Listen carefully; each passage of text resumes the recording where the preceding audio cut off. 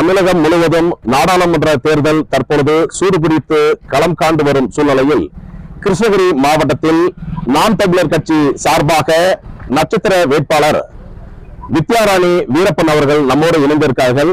அவர்கள் இன்று கிருஷ்ணகிரி மாவட்டத்தில் பல்வேறு பகுதிகளில் பரப்புரை ஆற்றி வரும் சூழ்நிலையில் தேர்தல் களம் குறித்து அவர் வாக்கு சேகரிப்புகள் எவ்வாறு நிகழ்த்தி வருகிறார், மேலும் வாக்கு சேகரிப்பின் பொழுது மக்கள் மத்தியில் என்னென்ன தேவைகளை நிறைவேற்றுவதாக வாக்குறுதிகளை அளித்து வாக்கு கேட்டு வருகிறார் என்பதை நமது குழுவுடன் இணைந்துள்ளார். அவரிடம் நேரில் கேட்போம். வணக்கம்மா. மக்களுக்கும் ஊடகவியலாளருக்கும் எனது வணக்கத்தை தெரிவிச்சுக்கிட்டு ஆரம்பிக்கிறேன். எனக்கு இந்த டைம் கிருஷ்ணகிரி தேர்தலில் கிருஷ்ணகிரிக்கு சீட் கொடுத்துருக்காங்க. இங்க பாத்தீங்கன்னா விவசாயம் சார்ந்த பூமி தான் முக்கால்வாசி இருக்கு. ஊத்தங்கரையை மட்டும் எடுத்துக்கிட்டோம் அப்படின்னா ஒரு 33 ஏரிகளை இணைச்சு இங்க உள்ள விவசாயிகளுக்கு அதன் மூலியமா நீராகாரம் கொடுக்கணும்னு சொல்லிட்டு முன்னாடி இருந்தே அதனுடைய முடிவு எடுத்து பண்ணிட்டு இருந்திருக்காங்க. ஆனா இது வரைக்கும் அதை முழுமையா நிறைவு பெற வரல. அதுக்கான எந்த ஸ்டெப்ஸும் எடுக்காம இருந்திருக்காங்க. அதே போல ஊத்தங்கரையில பாத்தீங்கன்னா ஒரு ப்ராப்பரான ஜிஹெச், ஒரு குவாலிட்டியான கவர்மெண்ட் ஹாஸ்பிட்டல் இன்னுமே இல்லாம இருக்கு. இங்க உள்ள ரோட்ஸ் ப்ராப்பர் மெயின்டெனன்ஸ் இல்லாம இருக்கு. அதே போல பாத்தீங்கன்னா ஹொசூர் சைடு பாத்தீங்கன்னா அங்கேயும் நிறைய ஏரிகள் ப்ராப்பர் மெயின்டெனன்ஸ் இல்லாம கழிவுகளை நிரப்பி ஒரு மக்களுக்கு நீர் பற்றாக்குறை இருந்தும் இதை மீட்டெடுக்காம இது வரைக்கும் இருந்த கவர்மெண்ட் வேடிக்கை பார்த்துட்டு தான் இருந்திருக்கிறாங்க. அந்த பக்கம் பாத்தீங்கன்னா விலங்குகள் வாழக்கூடிய வனப்பகுதி வருது. கர்நாடகா தமிழ்நாடு எல்லை ஒகேனக்கல் பக்கம் வரைக்கும் வருது. அங்கேயும் பாத்தீங்கன்னா விலங்குகள் நீர் பற்றாக்குறையினால வெளியில அங்க வாழும் சாதாரண மனிதர்களை ஒவ்வொரு டைமும் கொல்ல வேண்டிய சூழ்நிலை நிறைய உயிரிழப்பு அதனால ஏற்படுது. அதுக்கு தகுந்த பாதுகாப்பான ஒரு தடுப்பு எதுவுமே இன்னும் அவங்க ஏற்படுத்த கிடையாது. அந்த விலங்குகளுக்கு நீர் பற்றாக்குறை தீர்க்கக்கூடிய விஷயங்களும் வனத்துக்குள்ள அவங்க எதுவுமே பண்ணாம இருந்திருக்கிறாங்க. இதெல்லாம் சரிப்படுத்தணும்னு நினைக்கிறேன். முதல் முக்கியமா விவசாயிகளுக்கு அனைத்து அதாவது பர்கூர், கிருஷ்ணகிரி பர்கூர் பாத்தீங்கன்னா படேதலால் கால்வாய் திட்டம் எடுத்து பண்ணணும்னு நினைக்கிறேன். அஞ்சட்டியில ஒரு டேம் கேட்டிருக்காங்க. போட்லா டேம் கட்டி கொடுக்கணும்ன்ற முடிவெடுக்கும். இங்க நிறைய பிரிட்ஜஸ் இடிஞ்சு விழுந்திருக்கு ஒவ்வொரு வில்லேஜஸ்ல. அதெல்லாம் ரெக்கவர் பண்ணி கொடுக்கணும்னு நினைக்கிறேன். ஸ்கூல்ஸ் பாத்தீங்கன்னா இன்னும் பெட்டர் குவாலிட்டியில பண்ணி கொடுக்கணும். ஹாஸ்பிட்டல்ஸ் இன்னும் பெட்டர் குவாலிட்டியில பண்ணி கொடுக்கணும். இங்க உள்ள படிச்சு முடிச்சுட்டு வேலை வாய்ப்பு இல்லாத மாணவர்களுக்கு பாத்தீங்கன்னா இங்க 2 சிப்காட் இருக்குங்க. ஹொசூர்ல ஒரு சிப்காட் இருக்கு, ஊத்தங்கரையில ஒரு சிப்காட் இருக்கு. ஆனா இந்த மண்ணினுடைய மக்களுக்கு ஒரு வாய்ப்பு இல்லாம வெளி மாநிலத்தவர்களை கொண்டு இங்க இறக்கி வேலை செய்ய வச்சிட்டு இருக்காங்க. இவங்களுக்கு ஒரு துரோகமா தான் இழைச்சிட்டு இருக்கிறாங்க. இதுக்கெல்லாம் எதிர்த்து சில விஷயங்களை கண்டிப்பா அந்த இடத்துல இருந்து வெளி மாநில தொழிலாளர்களை வெளியேற்றி விட்டு தமிழர்களுக்கு முன்னுரிமை கொடுக்க வேண்டும் என்கின்ற விஷயத்தை எடுத்துட்டு முன் வைப்பேன்.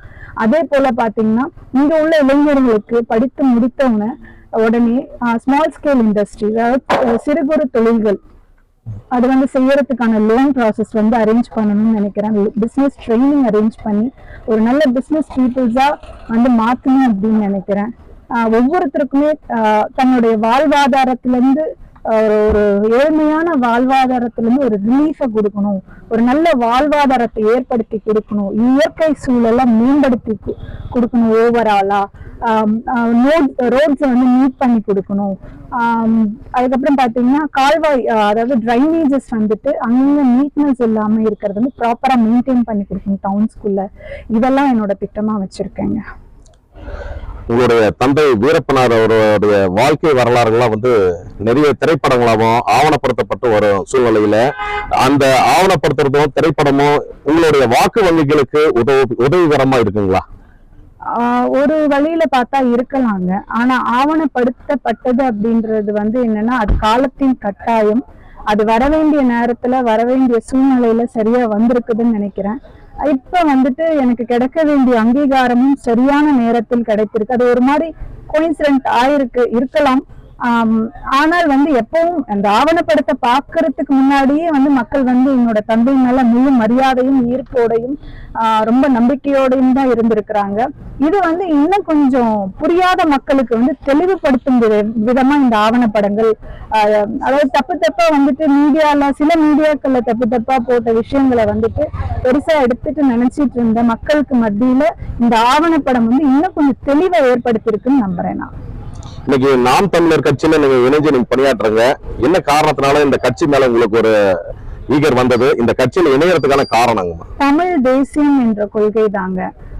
ஏன்னா இந்த ஆவணப்படத்துல என்னோட தந்தையின் ஒவ்வொரு வார்த்தையும் அவரோட மூச்சும் வந்து தமிழ் தேசியம், தமிழ் மக்கள் வந்து ஏமாந்தவங்க, அவங்களை முன்னேற்றணும், அவங்களுக்கு ஒரு சுதந்திரமான வாழ்க்கை அமைச்சு கொடுக்கணும் அப்படின்ற வார்த்தையை தான் அவர் சொல்லியிருப்பாரு.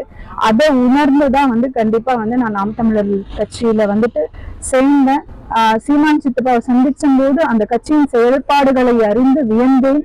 இப்படியும் வந்துட்டு ஒரு சரியான கட்டமைப்பா கொண்டுட்டு போயிட்டு இருக்காங்க, தமிழ் தேசியத்தை சரியான விதத்துல கொண்டுட்டு போய் மக்கள் கிட்ட சேர்த்துட்டு இருக்காங்கன்றத முழு மனதோட நம்பி ஏற்று உள்ள வந்திருக்கேங்க. இன்னைக்கு மைக் சின்னம் நம்ம நாம் தமிழர் கட்சிக்கு அளிக்கப்பட்டிருக்கு. ஏற்கனவே கரும்பு விவசாய சின்னம் தான் அளிக்கப்பட்டு பல்வேறு தேர்தல்களை நம்ம சந்திச்சிருக்கோம். இன்னைக்கு மைக் சின்னம் அளிச்சதுனால இது மக்கள் மத்தியில போய் சேர்ந்திருக்கா?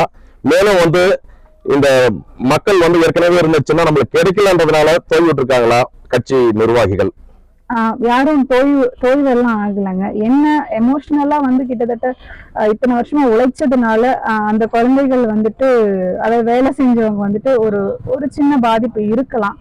ஆனா நாங்க வேலைக்கு என்னைக்குமே பயந்தவங்க கிடையாது, தோய்வுற்றவங்க கிடையாது. அதே போல ஒன்று எல்லாரும் கவனித்துக் கொள்ளணும், மக்கள் கவனித்துக் கொண்டுதான் இருக்கிறார்கள். அது எந்த அரசியல்வாதிகளும் மறந்து விடக்கூடாது. இப்படி ஓப்பனா வெளிப்படையா தப்பு பண்ண முடியும் ஒரு கவர்மெண்ட் ஆளுன்றத அவங்க நிரூபிச்சுட்டாங்க. மக்கள் என்ன பண்ண முடியும், மக்கள் கூடிய சீக்கிரம் நிரூபிப்பாங்க. தேர்தல் பிரதமர் வேட்பாளரை முன்னிறுத்தி நடக்கிற இந்த தேர்தல், இதுல யார் பிரதமர் வேட்பாளரா நியமிக்கணும்னு நீங்க நினைக்கிறீங்க? இதுல நாம் தமிழர் கட்சி யார பிரதமர் வேட்பாளரா நியமிச்சா நல்லா இருக்குன்னு எதிர்பார்க்கிறாங்கம்மா? கண்டிப்பா சித்தப்பா சீமான் அவர்களை தான் பிரதமர் வேட்பாளரா வந்துட்டு நியமிக்கணும்ன்றது எங்களோட எல்லாரோட கருத்துக்கள், கொள்கைகள் எல்லாமே. ஏன்னா அவர் தலைமை, அதாவது ஒரு தலைமை, அந்த தலைமை வந்து சரியா இருக்கும்போது, அந்த தலைமை பின்பற்றும் போதுதான் ஒரு செயலை வந்து வெற்றிகரமா முடிக்க முடியும். இது வரைக்கும் அவரோட உழைப்பு, தன்னம்பிக்கையில தான் இந்த கட்சியை எடுத்து நிறுத்தி நடத்திட்டு இருக்காரு. அவரை விட அதாவது கூட்டணியே இல்லாம தனியா தைரியமா இது வரைக்கும் தமிழ்நாட்டுல அரசியல் செஞ்சுட்டு இருக்க ஒரு தலைவரா இருக்காரு. அவரை விட இதுக்கு வந்து தகுதியானவர் யாரும் இல்லைன்ற இது எனக்கு இருக்கு. இன்னைக்கு தமிழகத்துல திராவிடர் கட்சிகள் களம் கண்டு வர்றதுல நாம் தமிழர் கட்சி கடந்த தேர்தல்கள்ல 3வது இடத்தை பெற்று வந்த சூழ்நிலையில இப்போ பாஜக கட்சி வந்து அவங்களும் இன்னைக்கு தமிழகத்துல தேர்தல்ல களம் இறங்கி இருக்கிறதுனால தாங்கள் தான் 3வது அணியாக இருக்கிறோம் என்று அவங்களோட கட்சி நிர்வாகிகள் வந்து கூறிட்டு இருக்காங்க. இத பத்தி தங்களுடைய கருத்துங்க?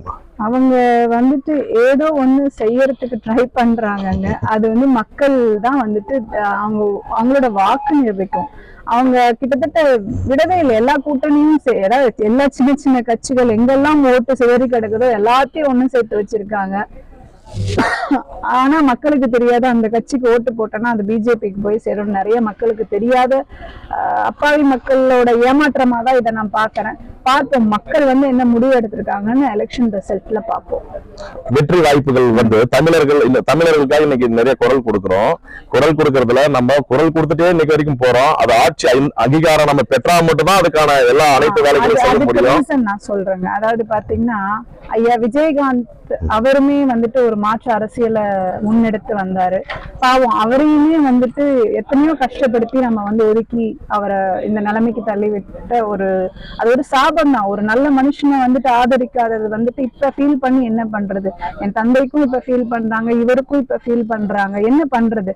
அட்லீஸ்ட் இனிமேலாவது இந்த மாதிரி மக்களுக்காக நிற்கக்கூடிய மனுஷர்கள், மக்களுக்காக பேசக்கூடிய மனிதர்களை உதாசீனம் படுத்தாம காது கொடுத்து உண்மையிலேயே இந்த மனுஷன் என்னதான் சொல்ல வராரு, இது நம்மளுக்கும் நம்ம பிள்ளை குட்டிங்களுக்கும் என்ன யூஸ், நம்ம வந்து எந்த நிலைமையில இருக்கோம், எப்படி ஏமாற்றப்பட்டு கொண்டு இருக்கிறோம், நம்மளை சுத்தி என்ன நடக்குதுன்னு கண் ஒழிச்சு தமிழ்நாடு மக்கள் தான் உற்று நோக்கி தெளிவான ஒரு முடிவெடுத்து இதுக்கான விடையை வந்துட்டு அவர்களுடைய வாக்களிப்பது மூலியமா கொடுக்கணும். அப்படி கண்டிப்பா கொடுப்பாங்க கூடிய சீக்கிரம் நான் நம்புறேன். பாதகம் செய்பவரை கண்டால் நாம் பயங்கொள்ளலாகாது பாப்பா, மோதி மிதித்து விடு பாப்பா, அவர் முகத்தில் உமிழ்ந்து விடு பாப்பா.